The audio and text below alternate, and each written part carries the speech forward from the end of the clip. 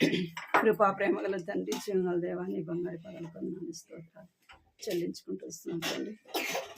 ఇంతవరకు కూడా ప్రభా పాటలతో మిమ్మల్ని స్తుతించి గణపరచడానికి సహాయపడుతూ వచ్చినారు ప్రభా. మీకు ఎంతో వందనాలు చెల్లించుకుంటూ వస్తున్నాం. యొక్క లేఖనాల ద్వారా మీరు మాట్లాడుతురండి ప్రభా. వినే చెవులు, గ్రహించే మనస్సు ప్రభా మీరు దయచేయండి తండ్రి. తండ్రి దేవ చెవిగలవాడు ఆత్మ చెప్పు మాటలు వినుగా కానీ సెలవిచ్చినారు ప్రభా. ఆత్మీయ చెవులు కలిగి ప్రభా ఆత్మ ద్వారా మీరు మాట్లాడుతున్నప్పుడు మేము వినటానికి, ఆ మాటలు గ్రహించడానికి ప్రభా మా అనుదిన జీవితంలో అలాగూ మేము నడుచుకోవటానికి కూడా ప్రభా మీరు కృప చూపించండి. వచ్చిన వారిని బట్టి వందనాలు. ఇంకా ఎవరైతే రాలేదు వారిని కూడా జ్ఞాపకం చేసుకోండి. మిగిలిన సమయాన్ని ఎంతో ఆశీర్వాదకరంగా దీవెనకరంగా వచ్చే వందనాలు చెల్లిస్తున్నాం. యేసు నామములో ప్రార్థిస్తున్నాం తండ్రి, ఆమేన్. మత్తయి సువార్త 25వ అధ్యాయం. మత్తయి సువార్త 25వ అధ్యాయం 1-2 వచనాలు కలిసి చదువుకుందాం.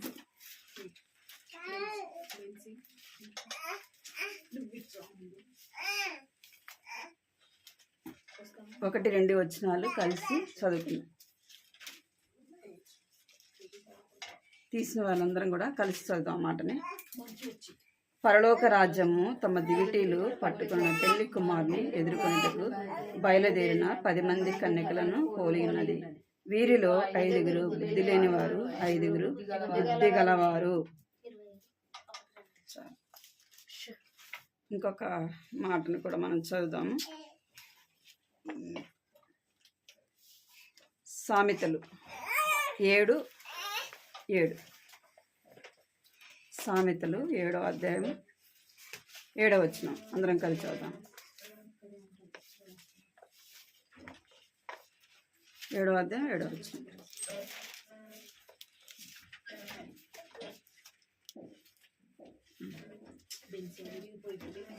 జ్ఞానము లేని వారి మధ్య, యవనుల మధ్య బుద్ధి లేని వారు పడుచువాడకు నాకు కనబడెను. అదేవిధంగా సామెతలు 19వ అధ్యాయం 2వ వచనం. 19వ అధ్యాయం 2వ వచనం. సామెతలు 19:2. ఒకడు తెలివి లేకుండా మంచిది కాదు. చాలు. ఇక్కడ మత్తయి సువార్త 25వ అధ్యాయంలో 10 మంది కన్యకలు ఎక్కడికి వచ్చారంట? ఆయన రాకడను ఎదుర్కోవటానికి వచ్చారు. వారిలో 2 గుంపులు కదా, 2 గుంపులు ఉండే. ఒక గుంపేమో బుద్ధి లేని వారు, మరొక గుంపు బుద్ధి గల వారు. గత వారం చూస్తూ వచ్చినాం. బుద్ధి లేకుండా ఉండటం ద్వారా మన కుటుంబానికి మనకు నష్టము, మన కుటుంబానికి నష్టం, వ్యక్తిగతంగా జీవితానికి కూడా నష్టం, కుటుంబానికి కూడా నష్టం. ఏమి లేకపోతే, బుద్ధి లేకపోతే. ఏమి లేకపోయినా భూమి మీద బ్రతకచ్చేమో కానీ బుద్ధి జ్ఞానం అనేది ప్రతి ఒక్క మనిషికి అవసరం. చదువు ఉన్నా చదువు లేకపోయినా ఎంత మూర్ఖులకైనా ఏం కావాలా? బుద్ధి జ్ఞానం. ఎందుకు అంటే అది మనం ఎలాగ మాట్లాడాలో, ఎలాగ నడుచుకోవాలో ఏం చేస్తుంది? బుద్ధి జ్ఞానమును బట్టి మనము ప్రవర్తిస్తాం. అందుకే మనం ఏమి లేకుండా ఉంటే మంచిది కాదంట. ఇక్కడ సామెతలు చూసాం కదా 19:2 అధ్యాయంలో. ఒకడు తెలివి లేకుండా ఉండుట మంచిది కాదు. తెలివి మనకు, మన ప్రతిదానికి అంటా ఉంటా నీకు బుద్ధి లేదా అని కదా. పిల్లలనైనా పెద్దలనైనా ఏమంటా? నీకు బుద్ధి లేదా అంట. ఎందుకు? వాళ్ళు మాట్లాడే మాటలను బట్టి, వారు ప్రవర్తించే ప్రవర్తన బట్టి. గత వారం చూస్తూ వచ్చిన బుద్ధి లేని వారు తమ కుటుంబాల్లో ఎంతో నష్టాన్ని కలగజేసుకుంటూ వచ్చిన. అవను చూస్తూ వచ్చినాం, యోబు భార్యను చూస్తూ వచ్చినాం, మీకాలను చూస్తూ వచ్చినాం, ఇంకా లోతు భార్యను చూస్తూ వచ్చినాం, యెజబేల్ని కూడా చూస్తూ వచ్చినాం. వారి బుద్ధి లేకనే ఏం చేసుకుంటూ వచ్చినారంటే కుటుంబానికి, వారికి నష్టం తెచ్చుకున్నారు. వారికి మాత్రమే కాదు, వారి కుటుంబానికి కూడా నష్టాన్ని తెస్తూ వచ్చినారు. ఇప్పుడు కూడా ఇక్కడ రాయబడుతూ వచ్చింది ఏమంటే, ఒకడికి తెలివి లేకుండా ఉండటం మంచిది కాదు. ఎందుకు అంటే సామెతలు 2వ అధ్యాయం 11వ వచనం చూడండి. ఎందుకు బుద్ధి కావాలి? ఎందుకు నిన్ను కాపాడును, ఆ, వివేచన నీకు కావలి కాయను. చాలు. ఏం చేస్తుందంటే బుద్ధి ఎందుకు కావాలంట? బుద్ధి ఉంటే ఏం చేస్తామంటే వచ్చే అపాయాన్ని ఏం చేస్తాం? తప్పించుకునే వారముగా ఉంటాం. బుద్ధి లేకపోతే ఏం చేస్తాం? అపాయం చూసుకోం కదా. ఏం చేసుకుంటాం? నష్టాన్ని కొని తెచ్చుకుంటాం బుద్ధి లేకపోతే. అందుకే సామెతలంతా కూడా మనం చదివితే 31 అధ్యాయాలు ఏం రాయబడింది? బుద్ధియు, జ్ఞానము, తెలివియు, వీటి గురించే ఎక్కువ రాయబడుతూ వచ్చింది. ఎవరు రాశారు అంటే సొలొమోను ఎంతో జ్ఞానం కలిగినవాడు. సొలొమోను అన్ని కూడా తన జీవితంలో అనుభవించి రాస్తూ వచ్చినాడు బుద్ధి జ్ఞానమును గురించి. ఎవరికి అవసరమో బుద్ధి జ్ఞానము అంటే అందరికి అవసరమే. పిల్లలకు అవసరమో, యవనస్తులకు అవసరమో, వృద్ధులకు కూడా, ప్రతి ఒక్కరికి కూడా ఏం అవసరం అంట? బుద్ధి జ్ఞానం అనేది అవసరం. బుద్ధి మనల్ని ఏం చేస్తుందంట? బుద్ధి నిన్ను కాపాడును, వివేచన నీకు కావలి కాయను. బుద్ధి మనల్ని ఏం చేస్తుందంట? కాపాడుతుందంట. ధనము కాదు, జ్ఞానము కాదు, మన యొక్క బలము కాదు, ఏం కాపాడుతుందంట? బుద్ధి మనలను కాపాడు. బుద్ధి లేనివాడు ఏం చేస్తాడంట? బుద్ధి లేనివాడు ఏం చేస్తాడు? అపాయంలో పడిపోతాడు. బుద్ధి లేనివాడు ఇంకేం చేస్తాడంటే పాపానికి దగ్గరగా పోతాడంట. బుద్ధి లేనివాడు ఏం చేస్తాడంట? పాపానికి దగ్గరగా పోతాడు. ఎవరు పోయారు బుద్ధి లేకుండా అంటే? ఇంకొక మాట మనం ఎలా ఉండకూడదంటే కీర్తనలు చూడండి 32:9 మనం ఎలాగా ఉంటున్నాము అనేది సామెతలు. బుద్ధి జ్ఞానంలో లేని గుర్రము వలెనైనను, కంచర గాడిద వలెనైనను మీరు ఉండకుడి. చాలు. ఎలాగ ఉండకూడదంట? బుద్ధి జ్ఞానము లేని గుర్రముల వలెనైనను, కంచర గాడిద వలెనైనను మీరు ఉండకుడి. బుద్ధి జ్ఞానం లేని వారు ఎవరంట? గాడిదతో సమానం. ఎవరితో సమానం అంట? గాడిద. అలా ఉండకూడదంట మనం. అందుకే బైబిల్లో నీ కొరకు నా కొరకు రాయబడింది. మీరు అలాగా మనం అలాగ ఉండటం ఎవరికి ఇష్టం లేదు? మన యొక్క తండ్రికి ఇష్టం లేదు. అందుకే అంటున్నాడు బుద్ధి జ్ఞానము లేని గుర్రముల వలె నేను, కంచర గాడిద వలె నేను మీరు ఉండకూడి. బుద్ధి జ్ఞానము లేకపోతే మనం ఏం చేస్తామంటే పాపానికి దగ్గరగా పోతాం. ఎవరు పోతూ వచ్చినారు అంటే చూడండి 2 సమూయేలు 11:4. 2 సమూయేలు 11:4 తీసిన చదవండి. 11:4. దావీదు దూతల చేత ఆమెను పిలువనంపెను. ఆమె అతని యొద్దకు రాగా అతడు ఆమెతో శయనించెను. చాలు. ఇక్కడ 3వ వచనం చూస్తే చూడు 2 నుంచి చదవండి. ఒకనొక దినమున పొద్దుగుంకు వేళ దావీదు పడక మీద నుండి లేచి రాజనగరి మిద్ద మీద నడుచు పైనుండి చూచుచుండగా స్నానం చేయి ఒక స్త్రీ కనబడెను. ఆమె బహు సౌందర్యవతి అయి ఉండుట చూచి దావీదు దాని సమాచారం తెలుసుకొనుటకై ఒక దూతను పంపెను.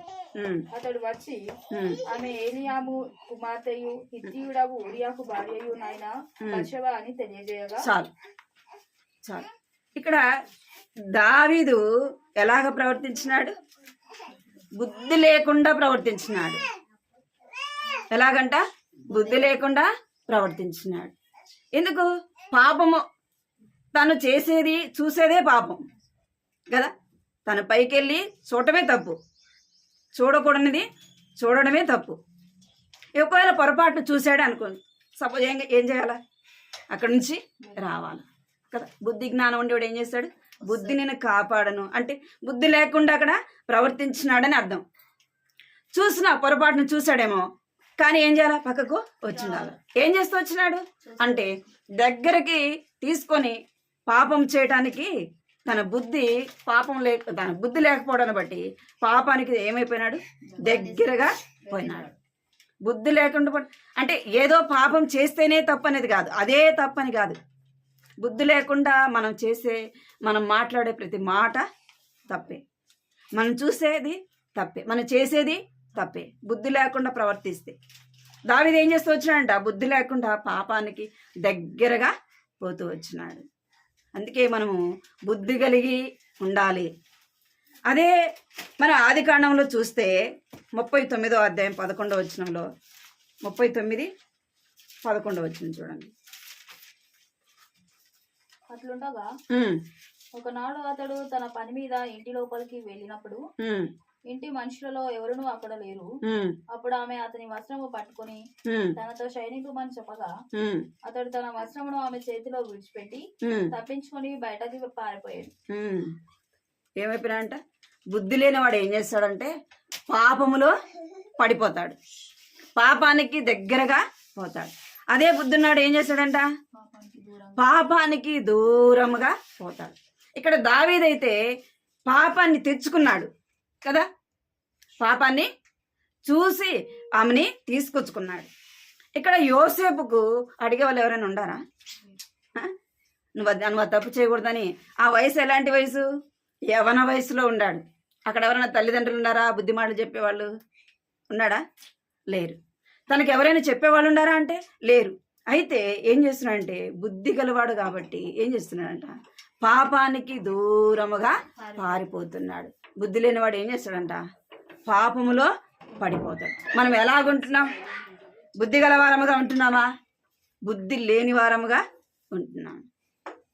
బుద్ధి లేకపోతే ఏమైపోతామంట? లోకంలో పడిపోతాం, పాపంలో పడిపోతాం. మనంతకు మనమే కొని తెచ్చుకుంటాం. మనం బుద్ధి లేకుండా ప్రవర్తించడం ద్వారా నేను ఆ జీవితంలో ఎంతో నష్టాన్ని తెచ్చుకుంటాము. ఒకడు బుద్ధి లేకుండా ఉండుట మంచిది కాదు. బుద్ధి లేకుండా ఉండుట మంచిది కాదు. ఎక్కడ దొరుకుతుంది బుద్ధి? ఎక్కడ దొరుకుతుంది జ్ఞానము? దేవుని వాక్యాన్ని చదివినప్పుడు, దేవుని వాక్యాన్ని వినినప్పుడు కదా ఏమొస్తుంది? జ్ఞానము వస్తుంది, బుద్ధి వస్తుంది. అందుకే దేవుని వాక్యం చదవమని చెప్పేది. దేవుని వాక్యాన్ని ఏం చేయాలా? చదవాలి. దేవుని వాక్యం చదివినప్పుడే మనకు ఏది మంచి ఏది చెడు అనేది తెలుస్తుంది. అందుకే మనం ఎలా ఉండకూడదంట? బుద్ధి జ్ఞానము లేని గుర్రముల వలెనైనను కంచర గాడిద వలెనైనను ఉండకూడదు. బుద్ధి జ్ఞానం లేకపోతే వారు దేనితో పోల్చబడుతారంటే వారు గాడిదల వలె. గాడిదకు దేవుడు పోలుస్తా ఉన్నాడు. మనం అలాగుండట దేవునికి ఇష్టమో కాదు. మొదటిదిగా ఏముండకూడదు? బుద్ధి లేని వాడు ఏమైపోతాడంట? పాపమునికి దగ్గరగా పోతాడు. రెండోది మనం చూస్తే బుద్ధి గలవాడు పరమునకు పో జీవ మార్గమును వెతుకుతాడు. చూడండి సామెతలు, రెండోది సామెతలు 15వ అధ్యాయం 24వ వచనం చదవండి. సామెతలు 15వ అధ్యాయం 24వ వచనం.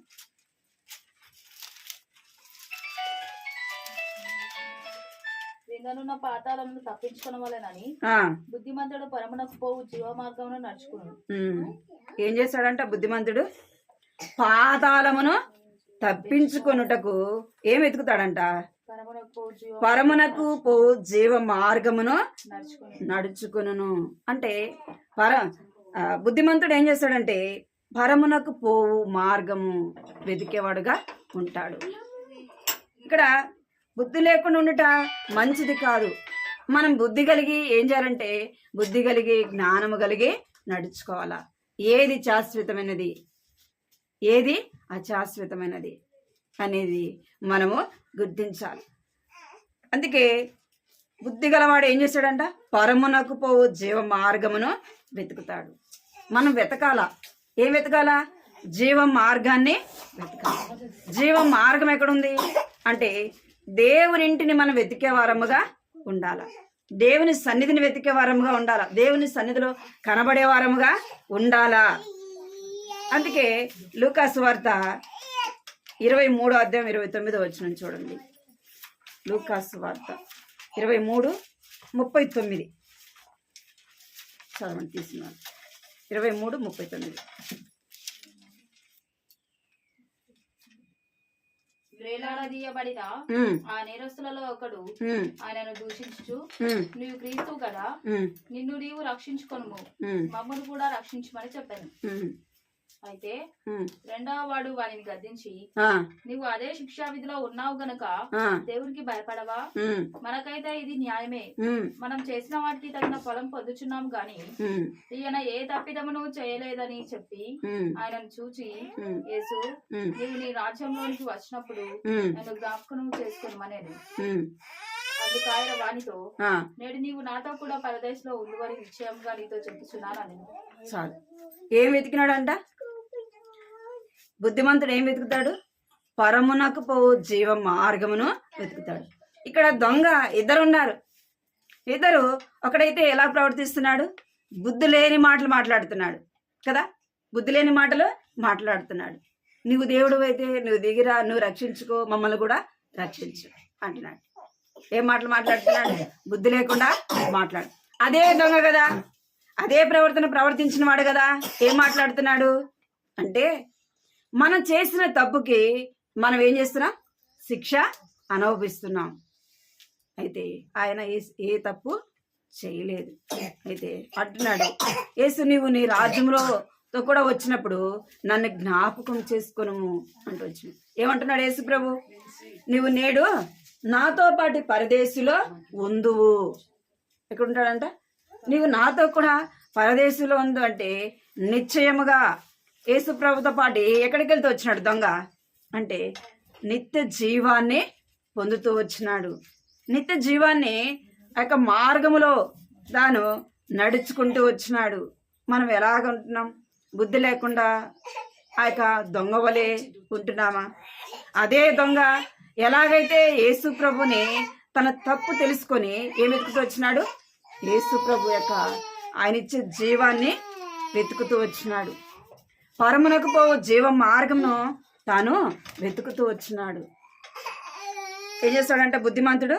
పరమునకు పోవు జీవ మార్గమును వెతుకుతాడు. ఇంకేం చేస్తాడంటే లూకాసు వార్త 12వ అధ్యాయం 19వ 12, 19. నా ప్రాణంతో ప్రాణమా, అనేక సంవత్సరములకు విస్తారమైన ఆస్తి నీకు సమకూర్చబడి ఉన్నది. సుఖించుము, తినుము, త్రాగుము, సంతోషించుమని చెప్పుకొందును అనుకోను. అయితే దేవుడు, వెర్రివాడా, ఈ రాత్రి నీ ప్రాణం అడుగుచున్నాను, నీవు సిద్ధపరిచినవి ఎవని వగ్గును అని అతనితో చెప్పాను. చాలు. ఏమంటున్నాడు దేవుడు? బుద్ధి లేకుండా మాట్లాడుతున్నాడు. ఏమన్నా అంటే, ఈ సంవత్సరం పంట బాగా పండింది, నా ప్రాణమా నువ్వు తిను, తాగు, సంతోషించు, సుఖించు అని చెప్పుకున్నాడు. ఎవరికి చెప్పుకుంటున్నాడు? తన ప్రాణంతో చెప్పుకుంటున్నాడు. దేవునితో కాదు, ఎవరితో? తన ప్రాణంతో చెప్పుకుంటున్నాడు. దేవుడు అంటున్నాడు, ఇదంతా సంపాదించుకున్నావు, కొట్లో కూర్చుకున్నావు, అయితే ఈ రాత్రి నీ ప్రాణం పోతే నువ్వు సంపాదించుకుంది ఏం కావాలా? నువ్వు జీవాన్ని సంపాదించుకున్నావా? బుద్ధి లేకుండా మాట, ప్రవ్వా నువ్వు ఇచ్చినావు ప్రవ్వా కదా, నువ్వు ఆశీర్వదించినావు ప్రవ్వా అనట్లా. నా ప్రాణమా ఎవరికి చెప్పుకున్నాడంట? తన ప్రాణముతో చెప్పుకుంటున్నాడు. అవి బుద్ధి లేని మాటలు. ఈ రాత్రి నీ ప్రాణం పోతే నువ్వు సిద్ధపరిచింది ఏమవుతుంది అంటే, మనం ఎలాగుంటున్నాం? జీవాన్ని వెతుకుతున్నామా? పరమునకు పో మార్గాన్ని మనం వెతికామా? పరమునకు పో మార్గం మనకు తెలుసా? తెలిసింది, కానీ మనం ఏం చేస్తున్నాం? సరైన మార్గంలో మనము నడవలేని వారముగా ఉంటున్నాం. మనం నిజముగా జీవాన్ని వెతికే వారమైతే, పరమునకు మార్గమును వెతికే వారమైతే, మన యొక్క దృష్టి, మన యొక్క మనసు ఎక్కడ ఉండాలా? కొలస్సీ 3వ అధ్యాయం. నిజముగా మనం జీవ మార్గమును మనం నడిచే వారమైతే మన మార్గం ఎలా ఉండాలంట అంటే, కొలస్సీ 3వ అధ్యాయంలో 1-2 వచ్చినాలు చూడండి. మీరు క్రీస్తు కూడా లేపబడిన వారైతే పైన వాటినే వెదకుడి. అక్కడ క్రీస్తు దేవుడి కుడిపార్శ్వమున కూర్చుండి ఉన్నాడు. పైన వాటి మీదనే గాని భూ సంబంధమైన వాటి మీద మనసు పెట్టుకొనకుడి. ఏదైనగా మీరు మృతి పొందితిరి, మీ జీవం క్రీస్తు కూడా దేవుని యందు దాచబడి ఉన్నది. చాలు. ఏం చేయాలంట? మీరు క్రీస్తుతో కూడా లేపబడిన వారైతే, జీవ మార్గమును వెతికే వారైతే ఏం చేయాలంట? మీరు పైనున్న వాటినే చూడాల. పైన ఏముంది అంటే, అక్కడ ఏముందంటే, పైన క్రీస్తు దేవుని కుడిపార్శ్వమున కూర్చుని ఉన్నాడు. పైనున్న వాటి మీదనే కానీ భూ సంబంధమైన వాటి మీద మనసు పెట్టకుడి. అందుకే మనకు బాప్తిస్మం తీసుకునేటప్పుడు ఏం చెప్తారు? లోకానికి చనిపోయినా. లోకానికి చనిపోయినావు, ఇప్పటి నుంచి ఎవరి కొరకు బ్రతకాలా? లోకాన్ని చచ్చిపోయినాము, దేవుని కొరకు బ్రతకాలి. అందుకే మనం లోక సంబంధమైన వాటి కొరకు ప్రయాసపడేది కాదు. దేని కొరకు ప్రయాణాలంట? దేవుని కొరకు మనము ప్రయాసపడే వారముగా ఉండాలా. పైన వాటిని ఎదగాల. ఎందుకు అంటే మీ యొక్క జీవము క్రీస్తుతో కూడా దేవుని యందు దాచబడి ఉంది. మన ఆత్మ ఎక్కడ దాచబడిందంట? దేవుని యొద్ద దాచబడి ఉంది. మనము పైనున్న వాటినే వెతకాల. పైన ఏముందంటే పైనున్నదే శాశ్వతమైనది, పైనున్నదే నిత్య జీవము కలిగినది. అందుకే పరమునకు పోవు మార్గమును వెతకాల. బుద్ధిన్న వారు ఏం చేస్తారంటే పైనున్న వాటి మీదనే మనసు ఉంచుతారంట, ఆత్మ సంబంధమైన వాటినే మనసు ఉంచుతారు. చూడండి మత్తయి సువార్త 20వ అధ్యాయం 20వ వచనం.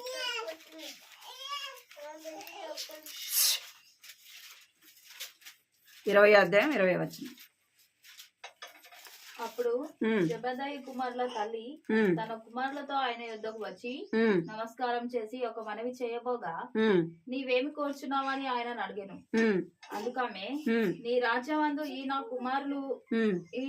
ఈ నా ఇద్దరు కుమారులలో ఒకడు నీ కుడి వైపుడను ఒకడు నీ ఎడమ వైపుడను కూర్చుండ సేవమని ఆయనతో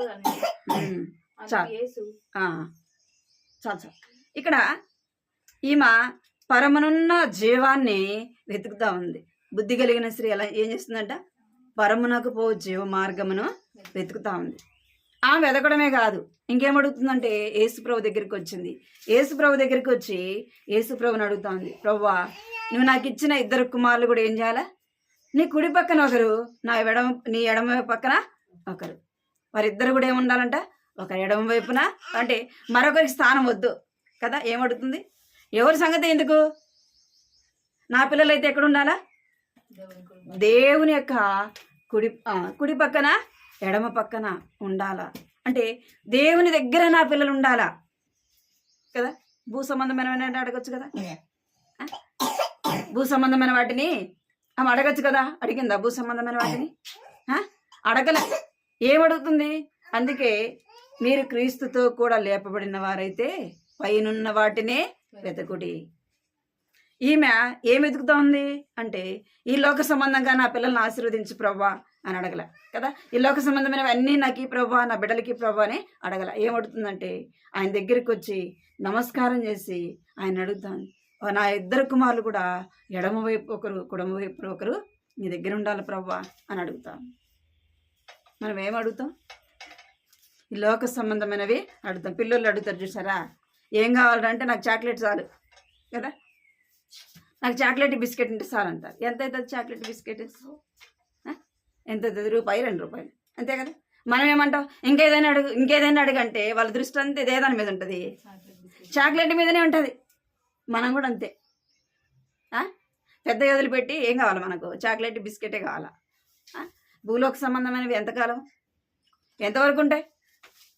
భూలోకంలో నువ్వెంత సంపాదించుకున్నా, నువ్వెంత ఆశీర్వదించబడినా, నువ్వెంత దీవించబడినా ఏం చేయాలా? వదిలిపెట్టి పోవాలి. అదే పైనున్న వాటిని నువ్వు వెతికితే, పైనున్న వాటిని అడిగితే, పైనున్న అది ఆశీర్వాదము నువ్వు ఆయన దగ్గర నుండి నువ్వు పొందితే భూలోకంలో ఆశీర్వదించబడతావు. దేవుని దగ్గరికి కూడా ఎలా ఉంటావంట? ఆశీర్వాదముగానే ఉంటాము. ఏం చేయాలంట?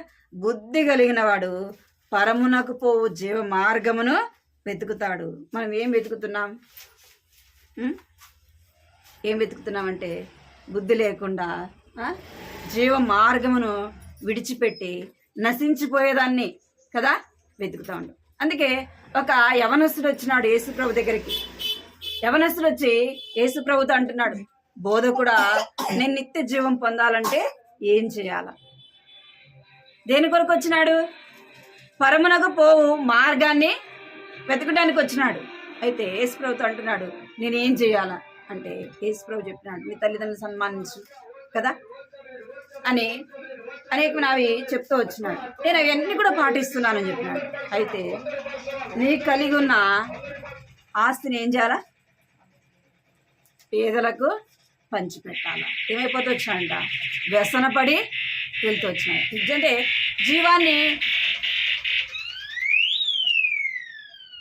పరమునకు పోవు జీవ మార్గం వద్దు. ఏం కావాలా? తన ఆస్తే కావాలి. అమ్మిమ్మన్నాడు అనుకో, అంత ఇస్తాడా? ఇమ్మని చెప్పినాడు, అంత ఇమ్మని చెప్పినాడా? ఎంత? లేనోళ్ళకి సహాయం చేయని చెప్పినాడు. అనగానే అమ్మ నాకున్న ఆస్తిని అందరికి ఇస్తే నాకు ఏం పోగొట్టుకున్నాడు? బుద్ధి లేకుండా పరమునకు పోవు జీవ మార్గాన్ని తను ఏం చేయలేకపోయినాడు, పొందలేకపోయినాడు. మూడోదిగా మనం చూస్తే మనం ఎలా ఉండాలంటే, బుద్ధి కలిగిన వాడు తనకు అప్పగించిన పనిని ఎలాగ చేస్తాడంట? చక్కగా నమ్మకముగా చేస్తాడు. బుద్ధి గలవాడు ఏం చేస్తాడు? తనకు అప్పగించిన పనిని చక్కగా చేస్తాడు. చక్కగా అంటే ఏదో చేసి చేయనట్టు కాదు, చేస్తాం పని. అది ఎలాగ చేయాలా? నీట్గా చక్కగా అంటే మనకు అప్పగించిన పనిని మనము చేయాలి. ఇంకెలా చేయాలంటే నమ్మకముగా చేయాల. ఏం చేయాలంట? నమ్మకముగా చేయాలి. బుద్ధి గలవాడు ఏం చేస్తాడు? తన యజమానుడు ఉన్నా లేకపోయినా తనకు అప్పగించిన పనిని ఏం చేస్తాడు? నమ్మకంగా చేస్తాడు. అదే బుద్ధిలోనుడు అయితే ఏం చేస్తాడు? యజమానుడు ఉన్నప్పుడు ఒకలాగా పని చేస్తాడు, యజమానుడు లేనప్పుడు ఒకలాగా పని చేస్తాడు. లేడు కదా, యజమానుడు లేడు కదా అని ఏదో చెయ్యాలి కాబట్టి చేసి వెళ్ళిపోతాడు. అదే బుద్ధిమంతుడైతే ఏం చేస్తాడు?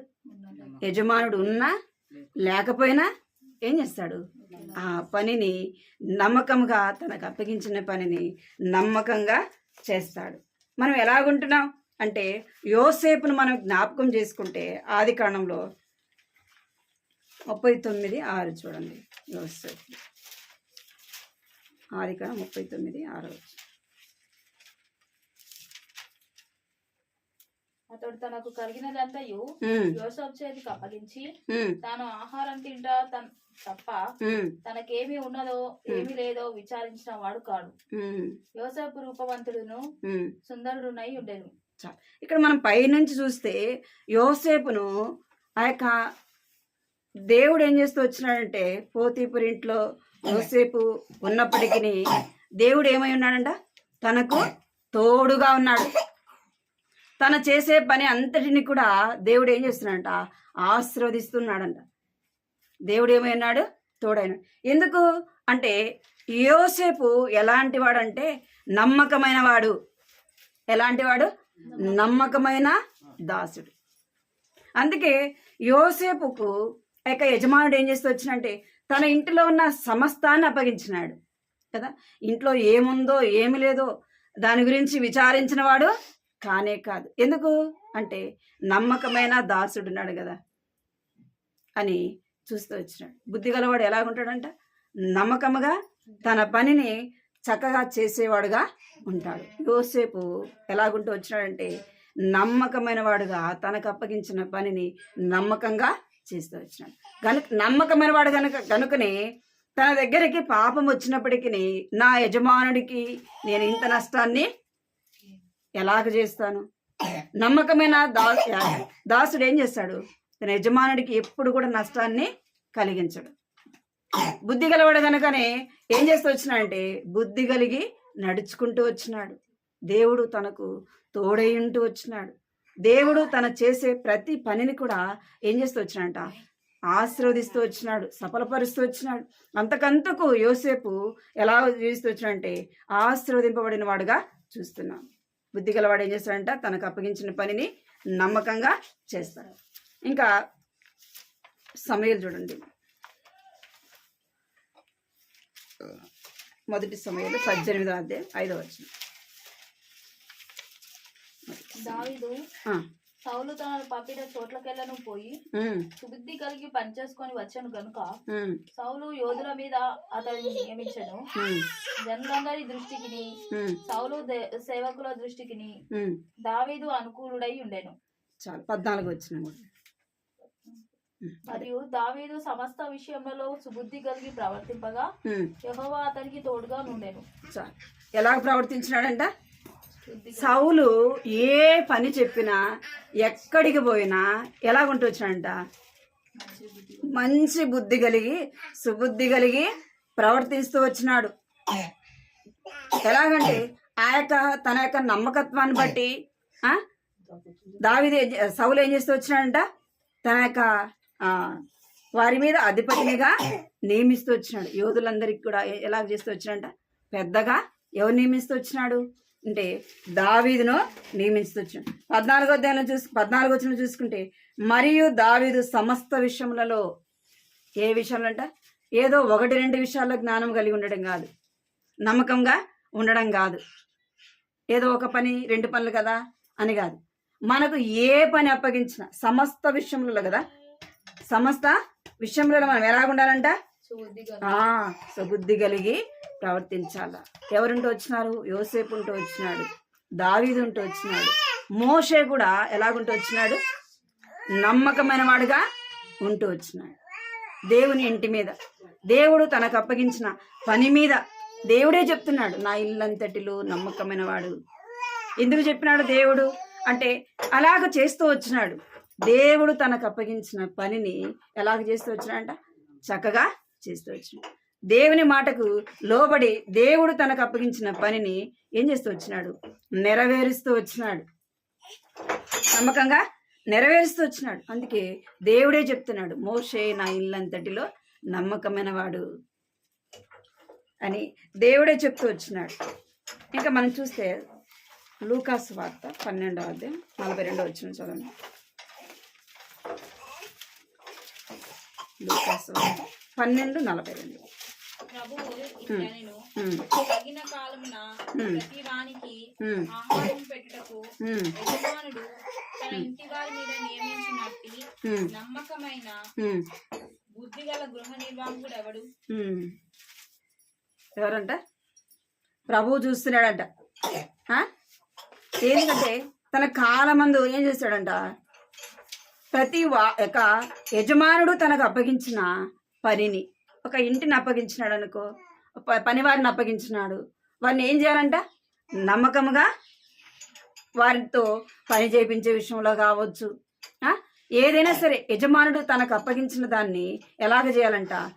నమ్మకముగా. బుద్ధిగల గృహ నిర్వాహకుడు. స్త్రీలమైన మనకు దేవుడు ఏం అప్పగించినాడు?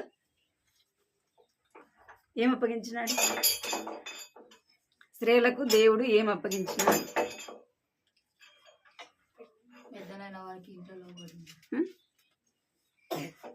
ఏం అప్పగించినాడు మా? కుటుంబాన్ని అప్పగించినాడు. ఏం అప్పగించినాడు? కుటుంబాన్ని కదా. ప్రతి ఒక్క స్త్రీ ఏం చేయాలా? కుటుంబాన్ని ముందుకు నడిపించాల. భర్తను కావచ్చు, బిడ్డలు కావచ్చు, ఏం చేయాలి మనము? దేవుడు ఏం చేసినాడు? ఒక కుటుంబాన్ని నీకు నాకు అప్పగించినాడు. లేదా మన కుటుంబం లేదా? ఉందా లేదా? ఆ కుటుంబాన్ని మనం ఏం చేయాలంట? నమ్మకమైన బుద్ధిగల గృహ నిర్వాహకులుగా మనము ఉండాలి. మన కుటుంబంలో ఎలాగ ఉండాలంట? నమ్మకముగా ఉండాలి. ఇంకొకటి ఎలాగ ఉండాలా? బుద్ధి కలిగి ఉండాల. అప్పుడే మన కుటుంబాన్ని ఏం చేయగలం? కుటుంబాన్ని నడిపించగలం కదా. భర్తను కావచ్చు, బిడ్డలను కావచ్చు, మనకు అప్పగించిన పనిని మన కుటుంబంలో నష్టం కలగకుండా ఉండాలి అంటే మనం ఎలాగ ప్రవర్తించాలా? మన కుటుంబంలో నష్టం కలగకుండా ఉండాలంటే ఎలా ప్రవర్తించాలా? బుద్ధి కలిగి ప్రవర్తించాలా. మనం మాట్లాడే మాటలు బట్టే ఏమొస్తుంది? కుటుంబానికి అవమానం వస్తుంది. మనం మాట్లాడే మాటలు బట్టే కుటుంబానికి ఏమొస్తుంది? ఘనత వస్తుంది. అందుకే బుద్ధి కలిగిన గృహ నిర్వాహకుడు మనం ఎలా ఉండాలంట? బుద్ధి కలిగిన గృహ నిర్వాహకులుగా ఉండాలి. మనకు అప్పగించిన పనిని మనం నమ్మకంగా చేయాలి. స్త్రీలమైన మనకు దేవుడు ఏం అప్పగించాడంటే కుటుంబాన్ని అప్పగించినాడు కదా. దాంట్లో మనం ఎలా ఉండాలంట? బుద్ధి కలిగి ప్రవర్తించాలి. బుద్ధి కలిగి మన కుటుంబాన్ని మనము కట్టుకోవాలి. బుద్ధి కలిగి కుటుంబాన్ని నడిపించుకోవాలి. బుద్ధి కలిగి పిల్లల్ని పెంచాల. బుద్ధి కలిగి మనం ఏం చేయాలంటే దైవికమైన మార్గములో నడుచుకోవాలి. అందుకే సామెతలు 31వ అధ్యాయంలో జ్ఞానవంతురాల యొక్క స్త్రీ గురించి ఎన్నో రాయబడుతూ వచ్చినాయి. కానీ మనము బుద్ధి లేనివాడు ఏం చేస్తాడంట? పాపానికి దగ్గరగా పోతాడు, పాపంలో పడిపోతాడు. బుద్ధి గలవాడు ఏం చేస్తాడంట? బుద్ధి లేనివాడు పాపానికి దగ్గరగా పోవును. రెండోది, బుద్ధి గలవాడు ఏం చేస్తాడు? పరమునకు పోవు జీవ మార్గమును వెతికేవాడుగా ఉంటాడు. మూడోదిగా, బుద్ధి కలిగిన వాడు ఏం చేస్తాడంటే తనకు అప్పగించిన పనిని చక్కగా నమ్మకముగా చేస్తాడు. ఈ మూడంతలు ఆత్మీయ జీవితంలో మనం ఎదిగినట్లుగా ప్రార్థన చేస్తాం.